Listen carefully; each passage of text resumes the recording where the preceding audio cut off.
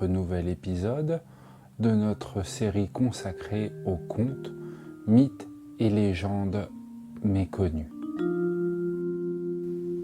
N'oubliez pas, si cela n'est pas déjà fait, de vous abonner à la chaîne et de cliquer sur la petite cloche des notifications pour être alerté de toutes les nouvelles vidéos.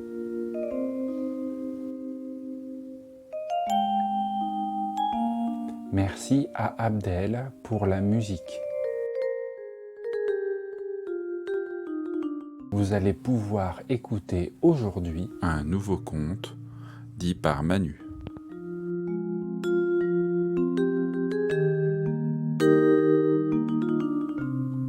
Je vous souhaite un agréable moment et une excellente écoute.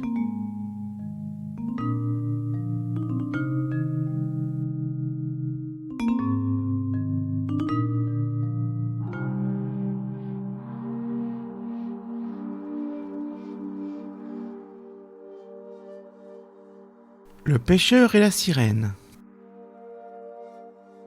Il y a très longtemps, dans un tout petit village de Bretagne, vivait un pêcheur.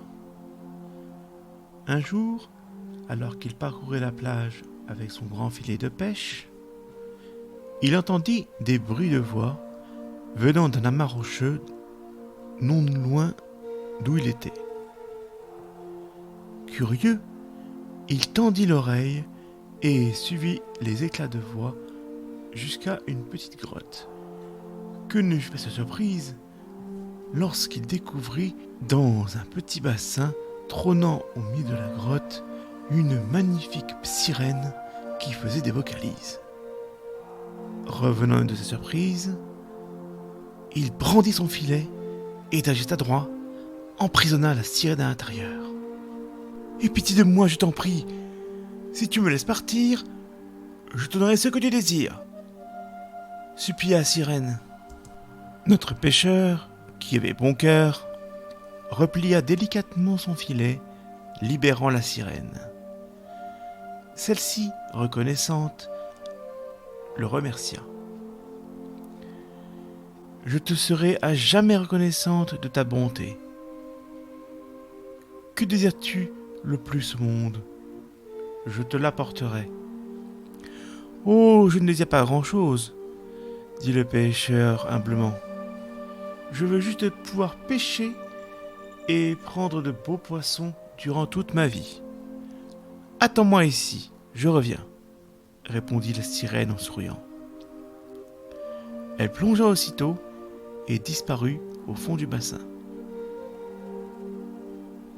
Le pêcheur resta seul et attendit plusieurs minutes. Alors qu'il commençait à se dire que la sirène l'avait berné, celle-ci réapparut. « Prends ceci, » dit-elle en lui tendant une fiole. « Lorsque tu iras pêcher, verse quelques gouttes de ce que contient cette fiole autour de ton bateau, et ta pêche sera abondante. » Le pêcheur prit la fiole et remercia la sirène. Celle-ci lui fit ses adieux et disparut dans le bassin.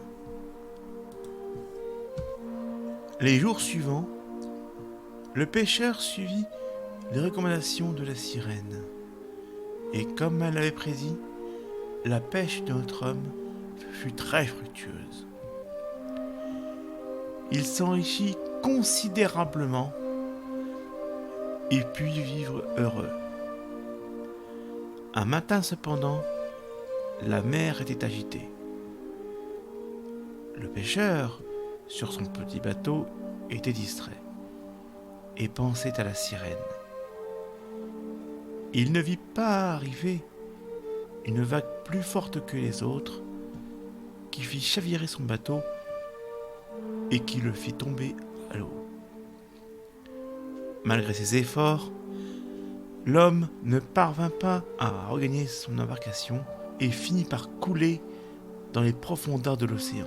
Alors qu'il était sur le point de succomber à la noyade et qu'il regrettait de ne pas avoir pu revoir une fois sa sirène, une main l'agrippa et l'attira vigoureusement. Lorsqu'il revint à lui, le pêcheur se trouvait dans une vaste chambre. Il observa autour de lui et découvrit avec stupeur que le plafond n'était autre que la mer qui s'agitait doucement au-dessus de sa tête. La sirène, voyant qu'il était réveillé, le rejoignit et lui expliqua qu'elle l'avait sauvé de la noyade. Elle lui dit aussi qu'il pouvait rester avec elle aussi longtemps qu'il le souhaitait. Le pêcheur resta donc et fut reçu par son ami comme s'il était un prince. Elle lui avoua lui avoir donné quelque chose pour qu'il oublie sa vie passée. Il lui demanda cependant de lui rendre sa liberté, ce qu'elle accepta. Lorsqu'elle l'eut ramené dans la grotte où ils s'étaient rencontrés la première fois, elle lui confia une flûte, en lui recommandant de souffler dedans si jamais il était en danger. Il retourna dans son village et retrouva sa vie de pêcheur avec sa femme, qui, trop contente de le voir revenir, ne le quitta plus. Le pêcheur reprit son bateau pour aller en mer, y pêcher comme il l'avait toujours fait. Mais il se sentait serein, serrant contre lui la fiole et la flûte de son ami, sachant que du fond de l'océan, elle veillerait toujours sur lui.